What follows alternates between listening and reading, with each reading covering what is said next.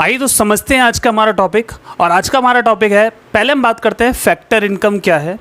आज वीडियो में हम बात करने वाले हैं फैक्टर इनकम क्या है, ट्रांसफ़र इनकम क्या है, डेप्रिसिएशन क्या होता है, डेप्रिसिएशन रिजर्व फंड क्या है, कैपिटल लॉस और डेप्रिसिएशन में क्या डिफरेंस है। तो बहुत सारे इंपॉर्टेंट टॉपिक्स के बारे में आज इस वीडियो में बात करेंगे, तो वीडियो को पूरा देखिएगा। तो आइए शुरू करते हैं हमारा पहला topic, that is factor income. Now पहले हम बात करते हैं फैक्टर इनकम क्या है। तो देखिए, factor income is that income, ये वो इनकम है विच इज़ रिसीव्ड, जिसे रिसीव किया जाता है by the owners of factor of production, factor of production के ओनर्स के द्वारा, for rendering their factor services, अपनी फैक्टर सर्विसेज को देने के लिए, in the process of production, production के प्रोसेस में। यानी कि फैक्टर इनकम वो इनकम है जो owners of factor of production कमाते हैं क्योंकि उन्होंने अपने फैक्टर्स को रेंडर किया है इन the process of production. Now पहले हम बात करते हैं फैक्टर्स क्या है। ये हैं फैक्टर्स ऑफ प्रोडक्शन, जिसमें आता है लैंड, लेबर, कैपिटल, एंटरप्रेन्योरशिप, और इनको मिलने वाला रिवॉर्ड ही फैक्टर इनकम कहलाता है। जैसे लैंड को मिलता है रेंट, लेबर को मिलती है वेजेस, कैपिटल को मिलता है इंटरेस्ट, और एंटरप्रेन्योरशिप को मिलता है प्रॉफिट। तो ये सारे फैक्टर्स हैं जिनको फैक्टर्स ऑफ प्रोडक्शन के ऑनर, यानी कि house hold sector, factor of production के ऑनर्स कौन होते हैं? हाउस होल्ड सेक्टर होते हैं। एक नंबर में क्वेश्चन आता है, who is known as the owners of factor of production, that is household sector.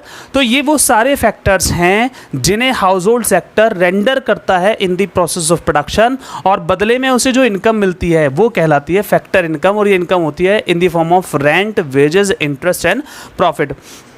अब एक नंबर में ये भी क्वेश्चन आ सकता है कि किसे क्या रिवॉर्ड मिलता है। तो यहाँ पर लिखा हुआ है किसको क्या रिवॉर्ड मिलता है, जैसे लैंड को रेंट, लेबर को वेजेस एंड सो।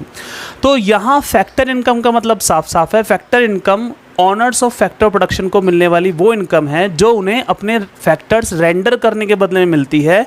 और ये कहाँ रेंडर किए जाते हैं? ये रेंडर किए जाते हैं इन दी प्रोसेस ऑफ प्रोडक्शन, ठीक है ना, क्योंकि जब तक ये फैक्टर नहीं लगेंगे तब तक जो प्रोसेस है प्रोडक्शन का वो कंटिन्यू नहीं चल पाएगा। हम बात करते हैं what is transfer income. Transfer income क्या होती है? देखिए, ट्रांसफर इनकम क्या है? Transfer income is that income, ये वो इनकम है विच इज रिसीव्ड, जिसको रिसीव किया जाता है बाय अ पर्सन, एक व्यक्ति के द्वारा, एज हेल्प, हेल्प की तरह, लाइक डोनेशन, चैरिटी, ईटीसी। देखिए, ट्रांसफर इनकम क्या है? ट्रांसफर इनकम किसी भी व्यक्ति को मिलने वाली एक सहायता है, जैसे चैरिटी, डोनेशन, ईटीसी। यानी कि इसे कोई भी व्यक्ति जो रिसीव करता है वो एज अ हेल्प करता है, उसको वन साइडेड पेमेंट भी कहा जाता है। वन साइडेड पेमेंट क्यों कहा गया, समझ लेते हैं। देखिए, अगर हम बात यहाँ करते हैं तो यहाँ हाउस होल्ड सेक्टर फैक्टर्स को रेंडर करता है, फिर इनकम कमाता है। यानी कि एक हाथ से इनकम आ रही है तो दूसरे हाथ से फैक्टर रेंडर किए जा रहे हैं। यानी कि ये क्या है? ये है कि फैक्टर्स दिए तब इनकम मिली है। लेकिन अगर हम देखते हैं ट्रांसफ़र इनकम, तो ट्रांसफ़र इनकम में ऐसा नहीं है। ट्रांसफ़र इनकम में व्यक्ति को सिर्फ मिल रहा है, बदले में ना गुड्स का फ्लो हो रहा है ना सर्विसेज का, इसीलिए इसको वन साइडेड पेमेंट कहा जाता है।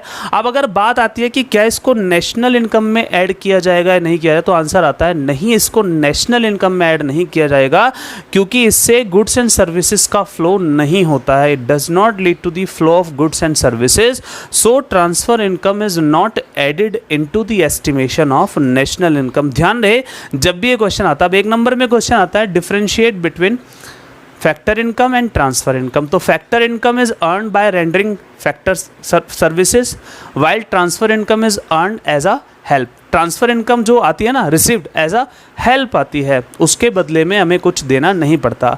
विच one is known as one sided payment, that is transfer income.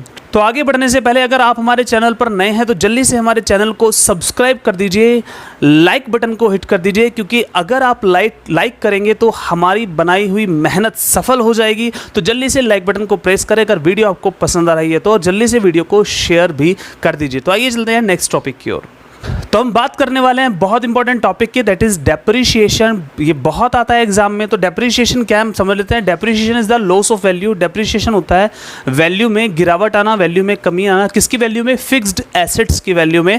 तो पूरी डेफिनेशन बनती है, depreciation is the loss of value of fixed assets. ध्यान रखना, when they are in use, यानी कि जब भी हम फिक्स्ड एसेट्स को यूज करते हैं तो उनकी वैल्यू में जो भी गिरावट आती है उसको डेप्रिसिएशन कहते हैं। एग्जाम्पल के तौर पर मान लीजिए हम यहाँ बात कर रहे हैं एक टैक्सी ड्राइवर की। टैक्सी ड्राइवर ने अपनी एक टैक्सी खरीदी है, ये इस टैक्सी को जो है यूज़ कर रहा है, बार बार यूज़ कर रहा है, वो उससे पैसे कमा रहा है ना। होता क्या, जब वो उसको रेगुलर यूज़ करता है तो उसकी वैल्यू में कोई ना कोई गिरावट जरूर आती है, तो इसे हम कहते हैं डेप्रीशिएशन। तो डेप्रीशिएशन क्या है, is the loss of value of fixed assets when they are in use, यानी कि जब भी हम अपने फिक्स्ड एसेट्स को यूज़ करते हैं जो उनकी वैल्यू में गिरावट आती है उसको डेप्रीशिएशन कहते हैं। अब किस वजह से आती है, देखिए इट मे अकर, ये हो सकता है due to normal wear and tear. अब कार हम चला रहे हैं तो नॉर्मल वियर एंड टियर तो उसमें आएंगे ही आएंगे, 100% आएंगे।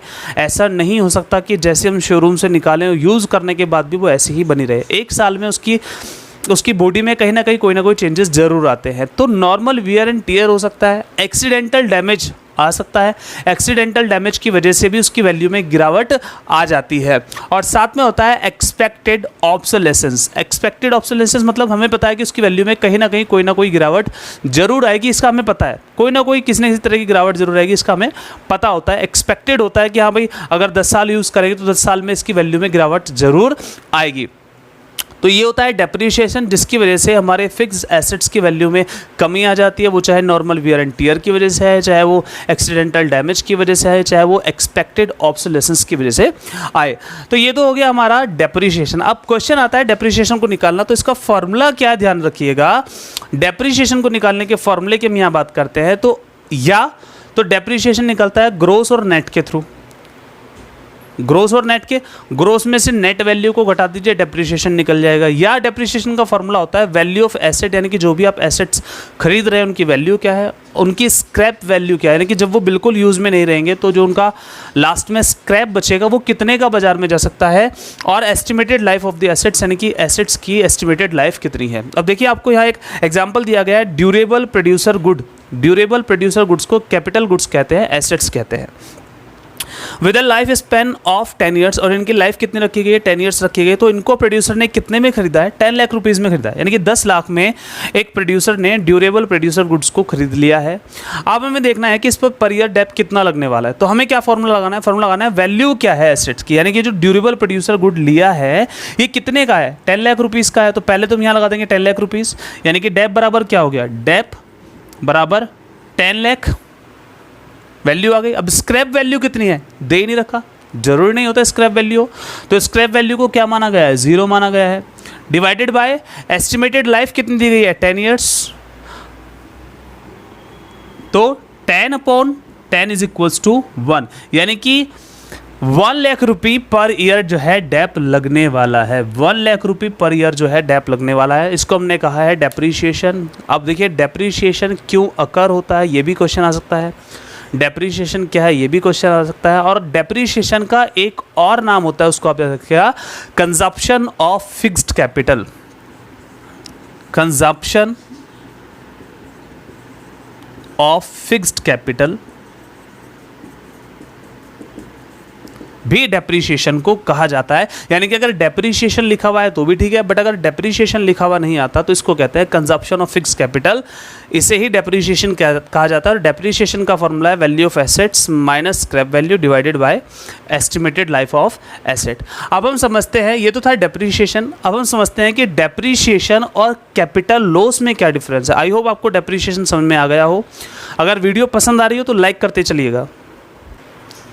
अब बात करते हैं कि डेप्रीशिएशन और कैपिटल लॉस इनमें क्या डिफरेंस है। तो देखिए डेप्रीशिएशन तो हमने समझ लिया कि जब भी फिक्स्ड एसेट्स की वैल्यू में normal wear and tier, accidental damage या एक्सपेक्टेड ऑब्सोलेसेंस की वजह से गिरावट आती है उसको डेप्रीशिएशन कहते हैं। लेकिन कैपिटल लॉस क्या है, कैपिटल लॉस और डेप्रीशिएशन में बस एक डिफरेंस है, वो क्या कि डेप्रीशिएशन तब आता है जब हम किसी भी एसेट को यूज़ कर रहे हैं, लेकिन कैपिटल लॉस तब होता है जब एसेट को यूज़ नहीं किया जा रहा है।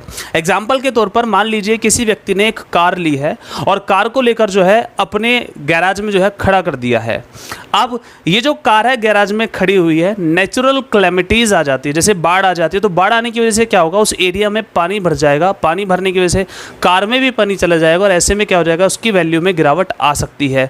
या किसी भी नेचुरल क्लैमिटीज़ की वजह से, अब हम यूज़ नहीं कर रहे हैं वाहन को, यानी कि किसी भी हम एसेट को यूज़ नहीं कर रहे हैं, तो किसी भी नेचुरल क्लैमिटीज़ की वजह से अगर हमारे एसेट्स की वैल्यू में कमी आती है तो उसको कैपिटल लॉस कहते हैं। और कैपिटल लॉस तब होता है जब हम अपने एसेट्स को यूज़ नहीं कर रहे हैं।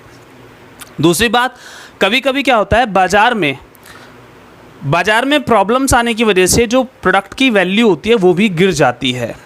ठीक है, अब मान लीजिए कोई व्यक्ति बाजार से किसी ड्यूरेबल प्रोड्यूसर गुड्स को खरीद कर लाता है, कोई प्रोड्यूसर लेकर आता है, अपने एसेट्स को लेकर आता है, कैपिटल गुड्स को लेकर आता है 10 लाख रुपीज़ में, और उसको लाकर रख लेता है, स्टोर कर लेता है अपने पास, और ठीक 1 महीने बाद बाजार में आई चेंजेस की वजह से उसके प्राइसेस गिर कर 8 लाख रुपए रह जाते हैं। तो देखिए यहाँ पर जो चेंजेस आया वो यूज़ होने की वजह से नहीं आया है, वो सब कुछ आया है मार्केट कंडीशंस के चेंज होने की वजह से। तो कैपिटल लॉस और डेप्रिसिएशन में एक छोटा सा डिफरेंस तो आप ये लिखेंगे कि डेप्रिसिएशन तब होता है जब चीज़ों को, एसेट्स को यूज़ किया जाता है, जबकि कैपिटल लॉस तब होता है जब उनको यूज़ नहीं किया जा रहा है। तो अगर यूज़ करते वैल्यू में गिरावट आए तो डेप्रिसिएशन, और बिना यूज करे भी वैल्यू में गिरावट आ जाए तो क्या कहलाता है, कैपिटल लॉस कहलाता है। It occurs due to normal wear and tear, accidental damage and expected obsolescence, जबकि it occurs due to natural calamities and fall in the market value of asset due to change in market conditions। तो दोनों बातें I hope आप लोगों को clear हो गई होंगी, कैपिटल लॉस क्या और डेप्रिसिएशन क्या। अब हम बात करते हैं डेप्रिसिएशन रिजर्व फंड। बहुत बार क्वेश्चन आ जाता है, बहुत अच्छा क्वेश्चन है। डेप्रिसिएशन रिजर्व फंड क्या होता है? ये एक प्रोड्यूसर अपने पास रखता है। क्यों रखता है? ताकि वो जो डेप्रिसिएशन के लॉसेस हो रहे हैं पर ईयर के हिसाब से उनको बियर कर सके, उनके साथ कोप अप कर सके। वरना क्या होगा कि अगर अचानक से डेप्रिसिएशन लॉस को हम बियर करने चलते हैं तो वो आसान नहीं होता। एग्जाम्पल ले लेते हैं, मान लीजिए कोई व्यक्ति सेम कंडीशन में ले रहे हैं, टैक्सी ड्राइवर है, उसने एक कार खरीद ली है चलाने के लिए, और उसको वो अपने पास डेप्रिसिएशन रिजर्व फंड मेंटेन नहीं कर रहा है। ऐसे में अगर कुछ समय बाद, मान लीजिए 10 ईयर्स के बाद वो अपनी कार को एक्सचेंज करना चाहता है, तो उसे सारे जितना भी डेप्रिसिएशन उस पर लगा होगा, यानी कि जितनी भी उसकी वैल्यू में गिरावट आई होगी, उसे सारा पैसा खुद से अरेंज करना पड़ेगा, जो उसके लिए काफ़ी डिफ़िकल्ट होगा। तो डेप्रिसिएशन रिजर्व फंड क्या होता है?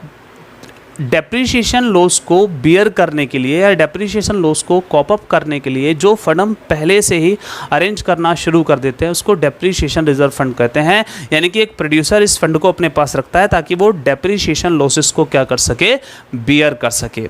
तो ये थी आज की हमारी वीडियो पसंद आए तो वीडियो को लाइक करें, नहीं हो तो जल्दी से चैनल को सब्सक्राइब कर दीजिए, वीडियो को शेयर कर दीजिए। Thank you for watching.